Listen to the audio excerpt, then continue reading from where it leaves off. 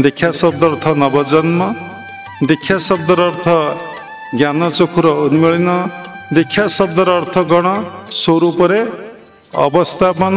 पुणी दीक्षा शब्द आउर अनेक अर्थ अच्छी। दिव्य ज्ञान द्वारा आम समस्त पाप क्षय हो जाए। दरे दिव्य ज्ञान क्षय क्षय हो जाए। तेणु भगवान मनुष्य भितर गोटे कथा देखिले संतुष्ट होती, ताकि दिव्य ज्ञान। मनुष्य देह दिव्य ज्ञान देखी संतोष भगवान। तेणु गुरु आमको जो ज्ञान देले, जो साधना देले, आम ताकू जदि अभ्यास रे परिणत करिबा तले दीक्षा ग्रहण करिबार सार्थकता अच्छी बा लाभ अच्छी। चा होना कहीं आपण मैंने दीक्षा ग्रहण करिसेंती, से संस्कार आपण भितर अच्छी। तेणु दिने ना दिने से संस्कार आपण भितर क्रियाशील निश्चिंत भाव में हम।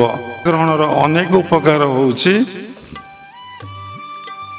कौन उपकार होउची ना, प्रथम उपकार मनुष्य दीक्षा ग्रहण कले इतर जोनि की आउ जन्म ग्रहण करे ना। मनुष्य मले भूत हुए ना, कौन हुए? प्रेत हुए। तेणु जे दीक्षा ग्रहण करे से आउ प्रेत हुए ना। एवं सहजरे कौन सी पशु पक्षी कीट पतंग तरु तृण वृक्ष जोनिर आउ जन्म ग्रहण करे ना। दीक्षा ग्रहण कले कौन हुए ना, से निश्चिंत भाव परमात्मा परम ब्रह्म सहित जो जन्म रे होना कहीं निश्चिंत भाव से मिलन हुए। क्या सहित? परमात्मा परम ब्रह्म सहित। एवं से जन्म मृत्यु चक्र उद्धार पाए। जे दीक्षा ग्रहण करे तार निम्नगामी केतबल हम नहीं, तार ऊर्ध्वगामी निश्चिंत भाव हम। से समस्त को दीक्षा ग्रहण करवाटा उचित। काँ ठारो ना तत्व गुरु ठारो। अलग काटू दीक्षा ग्रहण करने भागवत शास्त्र मना करिछि। भागवत रे गोटे जगह उल्लेख अच्छी, जे गुरु जाने वेद तत्व निर्गुण आत्मज्ञाने रत समदर्शी निष्ठा पर तप कषण सहे धीर निरते थाई पर हिते ईश्वर माया जानी चिते एमंत गुरु पादे भजी हिंसा कपट दूरे तेजे।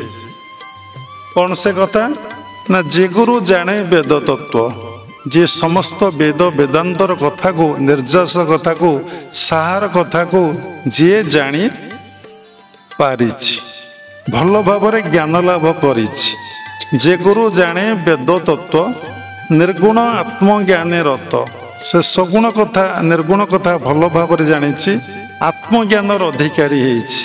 आत्मज्ञान मो भितर आत्मा सबोरी भितर आत्मा। जो गुरुंकर ए बोध होइछि तांकर समान दृष्टि समान भाव हुए। तांकर कहा प्रति कौन सी राग आ देश किछि न थाए नहीं, तांकर भितर किछि न थाए। जे गुरु जाने वेद तत्व निर्गुण आत्मज्ञान रत समदर्शी समान दृष्टि निष्ठा पर, से साधन सबु बड़े बुड़ी रही था। निष्ठा थाए, प्रत्येक कर्म रे निष्ठा थाए। प्रत्येक कर्म को से भागवत कर्म बोली भावुता। प्रति कर्म को अति श्रद्धार सहित भावर सहित भक्तिर सहित ताको से करुता। समदर्शी निष्ठा पर तप कषण सहे धीर।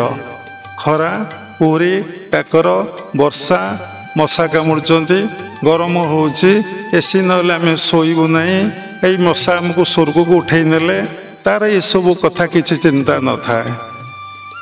तप पुणी कौन ना, मान सम्मान निंदा गाली प्रशंसा ये संसार को आसिले देह धारण कले अवतार पुरुष हेले मध्य मिलिबो। प्रत्येक महापुरुष को मध्य एठी मिलिछि। एठी मानव अछंती, दानव अछंती, आउ देवता गण भी अछंती। राक्षस अछंती, मानव अछंती, देवता गण माने अछंती। समस्ते समस्त क्रिया करिवे। तेणु तप तप शब्दर अर्थ आ गोटे कथा, आमर जो 10टा इंद्रिय अच्छी एमाने सबुबले बहिर्मुखी एमाने सबुबले उपभोग करने को चाहते कहा द्वारा मन द्वारा तेणु आखि चाहूँगी देखी आपण के देखा इच्छा करेंगे ना केवल भगवान को देखा इच्छा करेंगे कान चाहूँगी विभिन्न कथा शुणापी सुजोग देवे ना पाटी चाहूँगी बक बक हवा के सुजोग देवे ना जुआ चाहूँगी रस आस्वादन करने को केतबले सुजोग देवे ना आपण को चर्म चाहूँगी स्पर्श करने को भारी डेंजर इंद्रिय चर्म इंद्रिय सीना आखिटा गोटे निर्दिष्ट स्थान रे कानटा गोटे निर्दिष्ट स्थान रे जुआ गोटे निर्दिष्ट स्थान रे नाक गोटे निर्दिष्ट स्थान रे हाथ गोटे स्थान रे पाद गोटे स्थान रे मलद्वार गोटे स्थान रे जौनेन्द्र गोटे स्थान रे किंतु चर्मटा तलिबा ठारू मुंड जाए मुंड ठारू तलिबा जाए पूरा विस्तार लाभ करिछि चर्म इंद्र चाहूँगी स्पर्श केमती मुझे स्पर्श करी छुईबी देखी को छुईबी स्पर्श करी छाड़ू तप कषण 100 धीर ये समस्त इंद्र को निवृत्ति करवा बा आकु मारिदबा बाकु संजत करवा आसन रे बसंतु एते सहज नुहे आपण से विषय ज्ञान लाभ कले आपण सचेतन हम देखुना माँ मैंने केते सजई होउचंती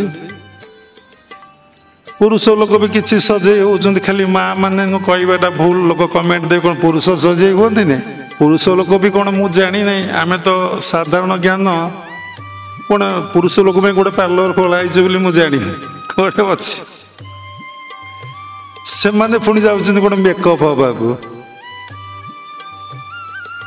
तेणु आम जाणीनु आम तो पुरातन लोक तेणु आमर ये विषय ज्ञान नहीं तेणु से भी मेकअप होउचंती तेणु तप कषण 100 धीर सबु तप कषण 100 धीर विचलित हम नहीं व्यस्त हम नहीं विव्रत हम नहीं जे सी होउचंती गुरुत्व समदर्शी निष्ठापर तप कषण 100 धीर निरते थाई परहिते समस्त हित से चिंता करती अहित चिंता से कहार करती नहीं सर्वे भवन्तु सुखिन सर्वे सन्तु निरामया सर्वे भद्राणि पश्यन्तु माँ कश्चित् दुःखभाग् भवेत् भीम भाई बाणी मो जीवन पछे नरके पड़ी थाओ जगत उद्धार हो प्राणी आरत दुख परमित देखु देखु केबा सहु मो जीवन पछे नरके पड़ी थाओ जगत उद्धार हो मो जीवन पछे नरक को जाओ जगत किंतु उद्धार निरते थाई परहिते समस्त बळे से समस्त हित चिंता करते कहीं ना सबुरी भितर मो प्रभु सबुरी भितर मो भगवान सबुरी भितर मो इष्ट सबुरी भितर मो गुरुदेव विद्यमान निरते थाई परहिते ईश्वर माया जानी जीते ये सृष्टि रे जहा किछि देखुचंदी सबु किछि ईश्वरंकर माया जहा किछि देखुचंदी माया माया दीटा अक्षर माया अर्थ यहा नुहे माया अर्थ मिथ्या माया अर्थ असत्य माया अर्थ सत्य नुहे मिछ ईश्वर माया को से भल भाव जानी जानी चित्ते मनरे नुहे बुद्धि रे नुहे अहंकार रे नुहे से चित्तरे जानी ईश्वर माया जानी चित्ते तेणु ईश्वर माया को जी जानिब से केबे ईश्वर को माया रे पड़िब नहीं आपण ईश्वर माया को जानी नाहांती बोली आपण ईश्वर माया रे पड़ी जाउछंती आमे आग सत्य को जानिमा ना आमे आग मिथ्या को जानिमा आमे आग मिथ्या को जानिमा आग माया को जानिमा तापर आमे जाई सत्य को ऑटोमेटिक बुझी परिबा जेपर्यंत आमे मिथ्या को माया को जानी पारिने आमे सत्य को केतबळे बुझी पारु नाही बुझी पारुने सेति लगी सबु शास्त्र रे कुआइछि आपण साधना पूर्वरु जेते पारुचंती आपण साधु संग करंतु जेते पारुचंती साधु संग करंतु तेणु परपदटी कौन है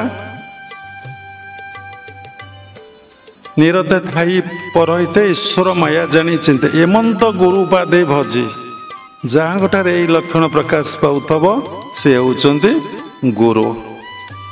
ଏମନ୍ତ ଗୁରୁ ଉପାଧି ଭଜି ହିଂସା କପଟ ଦୂରେ। ମନରୁ ହିଂସା ଆଉ କପଟ, ହିଂସା ତ ହିଂସା କରୁଛନ୍ତି ବୁଝିପାରୁଛନ୍ତି, କାୟରେ ବାକ୍ୟରେ ମନରେ ଆମେ ସମସ୍ତଙ୍କୁ ହିଂସା କରୁଛେ।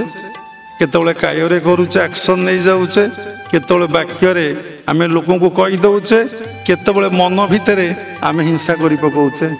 ସମସ୍ତଙ୍କର ଏ ଅନୁଭବ ଅଛି।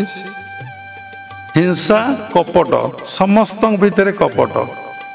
କପଟ କ'ଣ ନା ଭିତରେ ଗୋଟିଏ ଭାବ, ବାହାରେ ଗୋଟିଏ ଭାବ।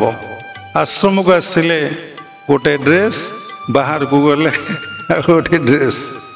ଆଶ୍ରମକୁ ଆସିଲେ ଗୋଟିଏ ପ୍ରକାର ଖାଦ୍ୟ, ବାହାରକୁ ଗଲେ ଆଉ ଗୋଟିଏ ପ୍ରକାର ଖାଦ୍ୟ। ଆଶ୍ରମକୁ ଆସିଲେ କଥାର ଶୈଳୀ ଏତେ ନୁହଁ, ବାବାଙ୍କ ପାଖରେ ଟିକିଏ ପ୍ରକାର, ବାବାଙ୍କ ଆବସେନ୍ସରେ ନିଜର ସ୍ୱରୂପ ପ୍ରକାଶ ହେଉଛି। ଆରେ ତୁ ଆଇଲୁ, 12 ବର୍ଷର ତପସ୍ୟା ଶୁଖୁଆ ପୋଡ଼ାରେ ଚାଲିଯାଏ।